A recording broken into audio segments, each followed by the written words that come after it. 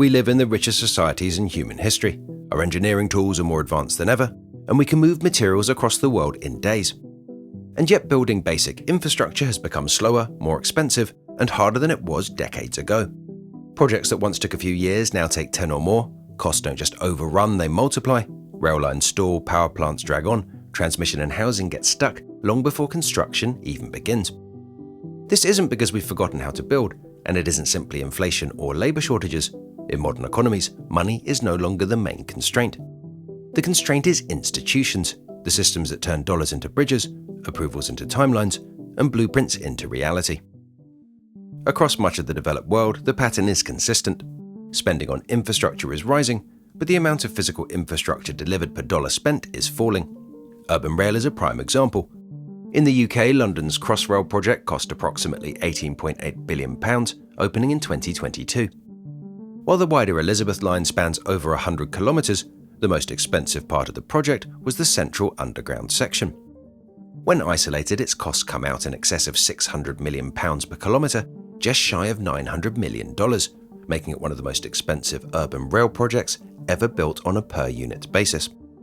By contrast, large metro expansions in Madrid during the late 1990s and early 2000s added tens of kilometres of fully underground rail, including stations, for costs of around $50 million per kilometre, even after adjusting to modern prices. The exact figures vary by source and methodology, but the scale of the gap does not. For broadly comparable urban rail infrastructure built with similar tunnelling technology, often by the same international contractors, costs differ by a factor of 5 to 10, depending on how projects are planned, approved, and delivered. If you measure infrastructure not by how much money is allocated, but by how many kilometres of rail, megawatts of capacity, or units of housing are actually delivered, the conclusion is the same. We're spending more, taking longer, and producing less infrastructure in return. The first explanations people reach for are familiar: inflation, labour costs, rising material prices. All of these matter at the margins, but none of them explain the full picture. If labour costs were the primary driver, we would expect countries with similar wage growth and similar construction technology to see similar infrastructure costs, but they don't. If materials were the problem, infrastructure costs would closely track global prices for steel, cement, or copper. Instead, cost curves diverge sharply even when material prices move together.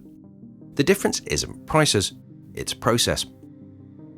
The single biggest change in modern infrastructure isn't what we build, it's how long it takes. Before construction even begins, projects can spend years, sometimes more than a decade, moving through permitting, environmental review, public consultation, and legal challenge. Once construction is underway, delays become financially toxic. A clear illustration of this is the UK's Hinkley Point C nuclear project. When construction began, the project was expected to cost around £18 billion in 2015 prices, with first power by the middle of the decade. But as timelines slipped, estimated costs rose to over £30 billion in 2023, with inflation-adjusted totals now around £43 to £46 billion in 2026 values. Crucially, the project's own operator has estimated that each additional year of delay adds roughly £1 billion in extra cost, largely due to capitalised interest on borrowed funds, extended overheads, and exposure to inflation while the asset generates no income. No additional capacity is delivered during that extra year. The additional cost comes largely from time itself. And this dynamic isn't unique to nuclear. Any large capital-intensive project under construction without revenue is exposed in the same way. Time raises financing costs, forces renegotiation, and increases risk premiums. Crucially, these costs don't add up linearly. A project delayed by 5 years isn't just 5 years more expensive, it becomes a fundamentally different project, operating under different financial conditions than the one that was originally approved. Modern infrastructure rarely fails in court rulings, it fails in calendars. This leads to what we can think of as a governance premium. Modern infrastructure is exposed to more decision makers, more review layers, and more potential veto points than at any point in history. Local authorities, regional planners, national regulators, courts, stakeholder groups, environmental reviews. Each actor enforces legitimate safeguards, and none of them are behaving irrationally. But collectively they impose a cost. A clear illustration of this dynamic is California's high-speed rail project. When voters approved the project in 2008, it was expected to cost around $33 to $45 billion, with full San Francisco to Los Angeles service targeted for around 2020. What followed was not a single failure, but a prolonged sequence of approvals, reviews, and legal challenges that stretched planning and route clearance across more than 15 years. As those processes unfolded, designs were repeatedly revised, concessions were added, and progress slowed while disputes were resolved. Regulators, courts, and local governments were each enforcing their mandates. But collectively, these layered veto points expanded scope mid-process, diffused responsibility, and exposed the project to years of inflation and financing risk. The result was non-linear cost escalation. Current estimates for the full Phase 1 now range from around $89 to $128 billion, with some reports citing up to $135, even though the underlying ambition of the project has not fundamentally changed. This is what a governance premium looks like, not waste in any single decision, but the accumulated cost of prolonged exposure to decision-making. There's another structural shift hiding in plain sight. Modern infrastructure is increasingly bespoke. Custom designs, one-off engineering solutions, project-specific procurement, and unique regulatory conditions. In earlier periods, infrastructure was often built around standard designs, repeated many times across regions. That allowed learning curves to accumulate and costs to fall. Today, each major project tends to be treated as a unique case, and that destroys economies of scale. When projects are standardized, mistakes are corrected once, not repeatedly, supply chains stabilize, contractors price with confidence. But when every project is effectively a prototype, learning curves reset, risk premiums rise.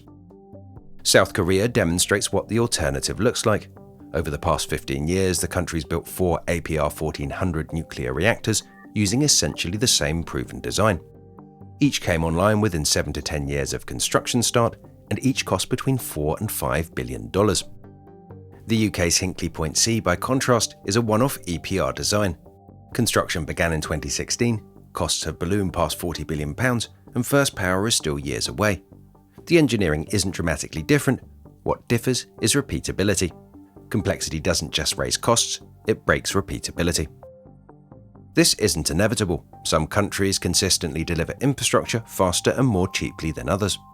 They tend to share a few characteristics: standardized designs reused across projects, centralized authority over approvals, clear procurement models that don't reset with every build, and institutional memory that carries forward from one project to the next.